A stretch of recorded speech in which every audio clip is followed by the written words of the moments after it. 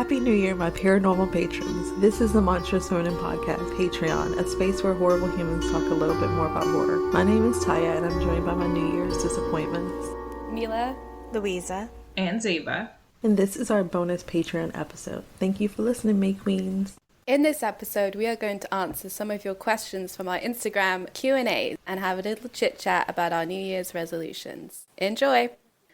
So, okay. Hold up, I see somebody say titane is overrated, and I disagree. Okay, so you have some objections to the first Q&A submission, which is that titane is overrated. I want to know why they think it's overrated, but Ty, without spoilers, what would be your defense? A lot of people thought it was overrated because it got so much hype from Cannes Film Festival because it won the Palme d'Or. But in terms of how it's doing afterwards, I feel like it's getting shut out of a lot of mainstream award shows because it is horror. I'm gonna call her Julie and pretend like we're friends because I wish we were. She does such an amazing job at doing body horror, highlighting the ways that indulging sometimes in the worst parts of yourself can have these catastrophic results, particularly in the family unit. And I think her work kind of gets criticized, or people think she's sticking to a theme too much. She's done 2 movies. I was about to say, I think people are way too doing too much with saying she has too much success, or over criticizing films, because French films tend to be very art house anyway. So the fact that it is a bit far-fetched with. You said without spoilers? That's not a spoiler. That's in the official summary. No. I was just about to say, not a single plot summary says. They intentionally leave that out of all the plot summaries and all the promotions, and everyone has to find out the hard way. I think that's why people are The hard way. I will say, when I saw it, I've seen it twice now, and the first time that I saw it, I had very different expectations than what it turned out to be, because the way that a lot of critics I've seen talk about it on Twitter is it's this revelation, and it's so terrifying, and it makes you want to throw up, and it does not make you want to throw up. It's graphic in a way that body horror is graphic, but it's not graphic or gratuitous just to be graphic or gratuitous. It's expressing a point. I don't think the movie is that scary or gross or disgusting. I truly think it was just people overreacting to it.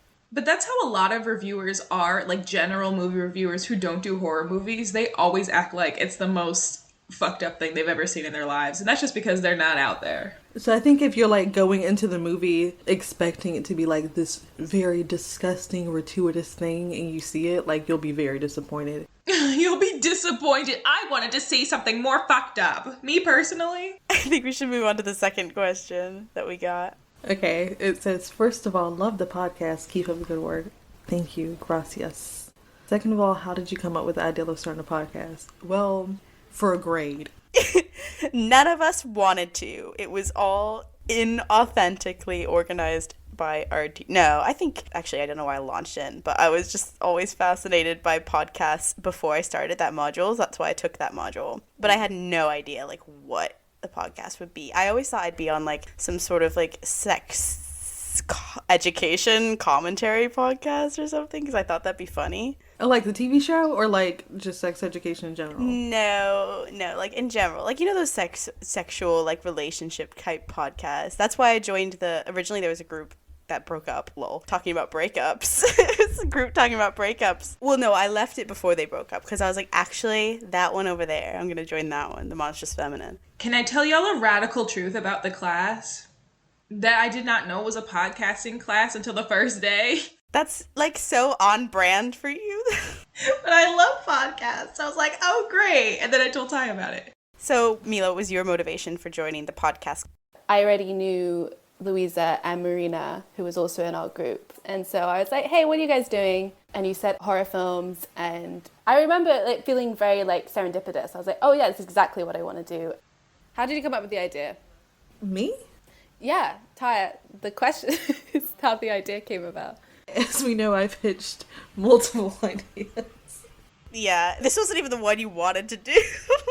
I wanted to do a Succession podcast examining the similarities between the Roy family and the family and Peaky Blinders. This pitch? Listen, it's a good idea, thank you. But I came up with this one because I wrote a research paper when I did a like gender, sex, and something class in my undergrad, and I had told my professor I wanted to do a PhD and like focus on the monstrous feminine. Really? And then I changed my mind, yeah. Oh. But I wrote like an entire project proposal and everything for PhD applications on the monstrous feminine. I was like always interested Why, you've in never it. told us that. I was just choosing stuff off the top of my head that I knew I liked. So I was like, oh yeah, that topic that I never did for PhD. My favorite show. And then I said examining Rosalia's album. Again, that is one of my favorite albums. It is great. She used like a lot of folklore and stuff in it. The original folklore album. I feel like this is what your inside of your brain is like. Like, this is a good representation of Tyia, because she'll pitch a bunch of, like, random things that are not in any way connected.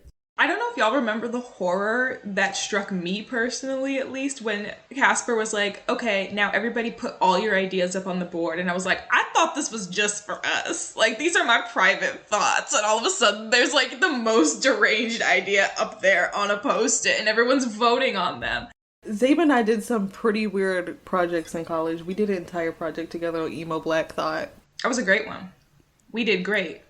So the next question we got was just, what are your goals for the new year? What are your New Year's resolutions? To make more money. Okay, that's a good one. I'm just kidding, but also not kidding. I'm just kidding, but also not kidding. I want to do the splits. It'll take you a year? Yeah, it will. And then on New Year's Eve, I'll reveal my split to everybody for 2023. And not a day earlier. Have you seen that video of Doja Cat? She like jumps into the splits. Yeah, on beat. Ugh. Yeah, you should do that. I should do that? Okay, I can work on that. So I have like several resolutions, and my brother introduced this idea of like dividing it into various categories. So I've got like a really aesthetic list, as you can see. Oh, wow. Where's your Virgo placement? That's in my Venus, actually. Oh, wow. Yeah. I'll tell you a couple. A lot of them revolve around like trying to make my whole personality books. So I want to read at least 2 books a month, which is a pretty like low target because all these book talk girlies be reading like 50. They're insane. That is not a normal bar. But they're really intimidating. And so I was like, I'm cool with reading like a calm 24, maybe like 27 if 1 month I'm like really on it. So that's like my main one. And like getting the book blog going. And then I have like general ones of like, I want to explore more recipes. I want to do yoga. Because this was a good one. And it's Mon Femme. I was like, I stopped exercising because I was okay with the weight I gained. And I was like, why would I exercise if I'm okay with the weight? And I was like, what if I exercise just for like enjoyment rather than like changing your body? Crazy. Women doing that. Are you going to learn the splits with me? What if we both learn the splits together? Zeba, I don't think I can do that. I've tried to learn the splits when I used to be a dancer and I couldn't do it. But I do want to do yoga, so that's going to be like my thing. Because like yoga's super fun and it's not like strenuous exercise and it's very like manageable to do every day. I'm not going to be like standing on your head yoga, but like I just mean I'm going to do some downward dogs. So That's a summary. It's an overview. Tyia, what are yours? I want to be a functional adult by the end of the year. You're a functional adult currently. Done. Check. I need to be like a fully functional adult who like knows how to host dinner parties, knows which wines to pair, has a stacked 401k. Okay. I have a book you could use. Get you some wine books. Continue with my favorite mom exercise of Pilates. Yeah, that is very suburban mum. Yeah, that's really good. Okay, Mila, what are yours? I didn't watch many films this year, but it made me realize that I quite liked that. It's just like watching fewer films and watching films that like I just happened upon. And so my New Year's resolution is to just watch things and read things that I like at that time. I mean, I don't like being rushed in general. So I think like taking myself out of that feeling like you need to watch everything all at once, it like made me quite stressed. Yeah, I think that's a great resolution. Yeah. Should we go to the next question? If you could interview any person on the podcast, who would it be? I mean, Barbara Creed. We thought about Laura Mulvey and we even made contact. You know what? We should really do that because she was down. I think I would go with Karen Kusama or my girl Julie. Julie from France. Making her body horror films. Maybe Cronenberg. That would be fun. We've also never done a Cronenberg film. We did body horror and did not do a Cronenberg film. Dr. Robin Armeens Coleman. I wanted her to come on too. But she was busy and couldn't come. We can keep trying. We can keep hitting the pavement. What was your favorite film of 2021? Mine is not a horror film, but it's Come On, Come On. Tell us why. It is very good. It's good. It's really good.